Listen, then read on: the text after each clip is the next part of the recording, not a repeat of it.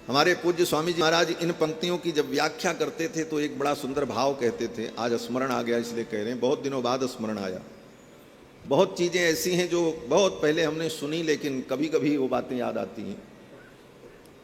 पूज्य स्वामी जी महाराज कहा करते थे कि जैसे गाय जब बछड़े को जन्म देती है, बछड़ा बाहर आया तो घूम करके गाय देखती है। अगर उसके अंदर चेतना है, वो जीवित है, तो उस बच्चे के लिए गाय के चारों पयोधर से दुग्ध निर्झरित होने लगते हैं। चारों पयोधरों से गाय उसके पोषण के लिए दुग्ध का निर्झरण करती है। लेकिन जब वो घूम करके देखती है कि ये मरा हुआ है, अगर जीवित नहीं है, उसमें चेतना नहीं है, मरा है, तो सूंघ करके छोड़ देती है और उस गाय का दूध भी सूख जाता है। ये बात अलग है कि आज मशीन से इंजेक्शन लगा करके आप उसका दूध निकाल लो, लेकिन नैसर्गिक रूप से अगर बालक मृत पैदा हुआ, बछड़ा मृत पैदा हुआ, तो गाय के अंदर जो वात्सल्य है, उसके पोषण के लिए जो दुग्ध प्रदान करने की उसकी भावना है, वो भावना उसकी समाप्त हो जाती है और वह गाय उसे सूंघ करके छोड़ देती है, चाटती भी नहीं। और अगर वो जीवित है तो उसके सारे मल को चाट करके, साफ करके, निर्मल बना करके अपने सुंदर दुग्ध से उसका पोषण करती है। उसी प्रकार भगवान के अंदर जीवों के प्रति वात्सल्य तो है। भगवान देखते हैं पैदा तो हुआ संसार में, लेकिन जिंदा है कि मुर्दा है। अगर वो मुर्दा है तो ठाकुर की कृपा उसके ऊपर नहीं होती। इसलिए हम मुर्दा न रहें, हम जिंदा रहें। मुर्दे के जितने लक्षण बताए गोस्वामी जी, इन लक्षणों में से कोई लक्षण हमारे जीवन में हो तो उसको हटाओ, समाप्त करो। कौल काम बस कृपिन विमूढ़ा। कौल का मतलब वाम मार्ग का अनुसरण करना।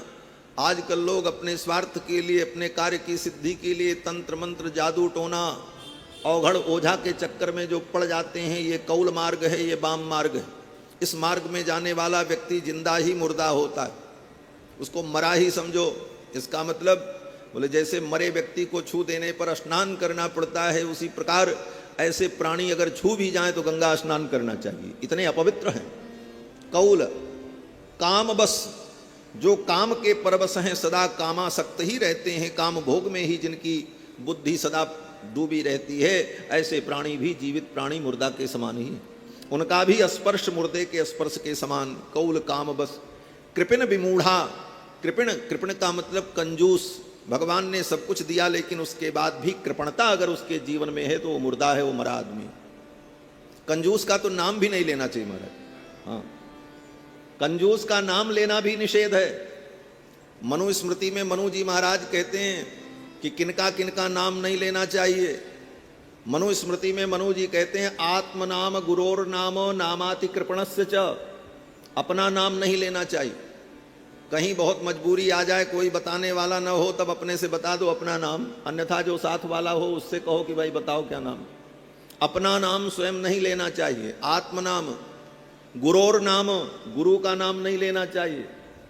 संकेत से बताना चाहिए कि अमुक गुरुजी, तिवारी गुरुजी, पांडे गुरुजी, अयोध्या वाले गुरुजी, वृंदावन वाले फलाने स्वामी जी, ऐसा डायरेक्ट नाम नहीं लेना चाहिए। आत्मनाम गुरोर नाम। आगे मनु जी कहते हैं नामाति कृपणस्य च। कृपण व्यक्ति का भी नाम नहीं लेना चाहिए। कंजूस व्यक्ति का नाम लो तो दोष लगता है। कृपणस्य च। और कहते हैं श्रेयस कामो न गृह्णीयात् ज्येष्ठा पत्र कलत्रयोः। अगर श्रेय की कामना है, कल्याण की कामना है, तो इन सब का नाम नहीं लेना चाहिए। और किसका नाम नहीं लेना चाहिए? बोले ज्येष्ठा पत्र कलत्रयोः। अपने ज्येष्ठ पुत्र का नाम नहीं लेना चाहिए। बड़ा बेटा जो हो, पहली संतान, उसका नाम लेकर के उसे नहीं पुकारना चाहिए। इसीलिए पुरानी परंपरा थी, बाबू, भैया, बेटा ये सब कह करके बुलाते। बड़े पुत्र का नाम नहीं लेना चाहिए। और ज्येष्ठा पत्र कलत्रयोः। और पति पत्नी का नाम नहीं लेना चाहिए। पत्नी कभी पति का नाम न ले और पति पत्नी का नाम न ले। और आजकल ये जमाना चला है, पत्नी पति का नाम लेकर के बुलाती है और पति साहब पत्नी का नाम लेकर के बुलाते हैं। दोनों के लिए नियम है कि एक दूसरे के नाम का उच्चारण न करें। तो कैसे बोलें? बोले बच्चों का नाम लेकर के बोले, फलाने के पापा, फलाने की मम्मी।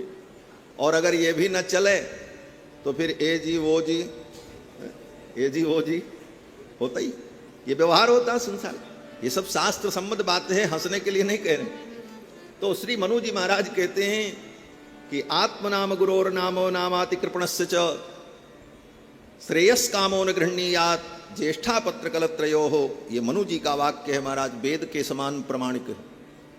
तो कंजूस का भी नाम लेना बड़ा खराब है महाराज, वो भी मुर्दा ही है। कौल काम बस कृपिन विमूढ़ा, जो विमूढ़ है, अत्यंत मूर्ख है, महामूर्ख है, वो भी मुर्दा ही है, मरा है, उसको ही मरा समझना चाहिए।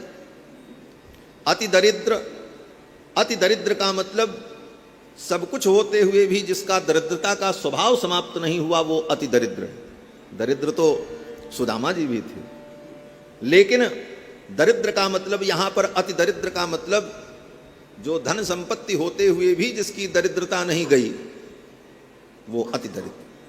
अजसी, अजसी का मतलब जिसका समाज में यश न हो, जिसका सर्वत्र अपयश हो, वह व्यक्ति भी मरा ही होता है, उसको मुर्दा ही समझना। अति बूढ़ा, अति बूढ़ा का मतलब जिसने युवा अवस्था में ही इतना संसार का भोग किया कि समय से पहले ही उसके जीवन में वार्धक्य आ गया, रोगग्रस्त हो गया, ऐसा प्राणी जो अति बूढ़ा है वह भी मरे के समान ही होता है।